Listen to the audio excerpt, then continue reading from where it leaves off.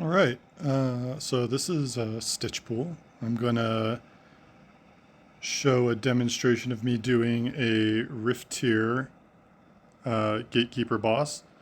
This is Rift 22. So these tiers get significantly harder at this level because of the restrictions. So for these ones, I like still being able to use a melee for the middle. You don't really have too many options that you can use for that, but you could use a tank if you want to as well, but they're going to do significantly less damage. But it's good to have at least one melee person in this battle. And then I also like using range after that.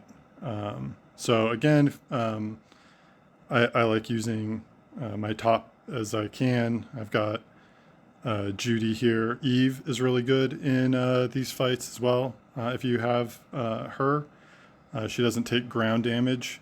And then Scrooge is also good. He's a healer, so he'll just make you last longer. But if you play right, for the most part, you don't really need any kind of heals.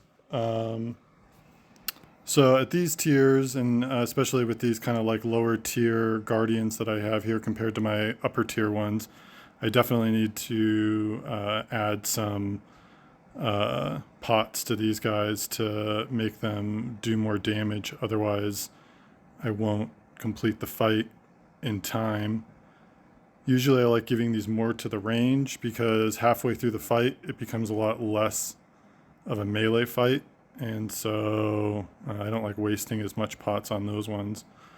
So I'll just do those for her for right now. So I loaded up my characters, but this is to try and get through the whole fight, which I think I should be able to do. So let's go. So the first thing that's going to happen when this fight starts is I'm dashing forward immediately dashing forward. And you're just going to want to dash forward straight. And you want to look for your top. So my Maleficent, I'm going to keep an eye on her because I'm going to have to move her probably. Oh, she moved. So that's good. You want to make sure that she moves because that first movement that this GK does, he can sometimes put that ground damage right where she is. So right now I'm just kind of dipping and diving. So because I'm using Rapunzel, I'm waiting till she gets 4 charges on her special, and then I'll use that. And then I'm using Maleficent and Judy's special whenever it's up. And it's just rinse and repeat from this point. And I'm waiting until I get close to 50%, because at 50%, that's when this fight changes. And I want to try and time it so I get the most time with this GK before he changes to that second phase. So I'll show you when we get closer. I'll usually slow my damage down a little bit. So you can see I'm just waiting for him to set up a heavy, and then I'm dashing to the other side. You know, sometimes I'll just wait on, and I wasn't paying attention, sometimes I'll just wait on casting that that special if it's just not the right time, because my main focus is just trying to avoid that heavy attack. So right now we're in phase 2. If I had timed it better, I would have had longer time to do some melee damage to him before I ran.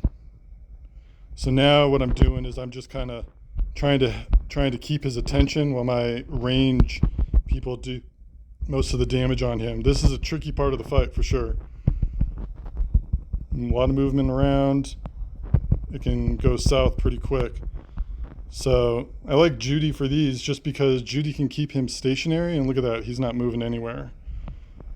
And as long as you have a melee, he's gonna have your attention on you the whole time.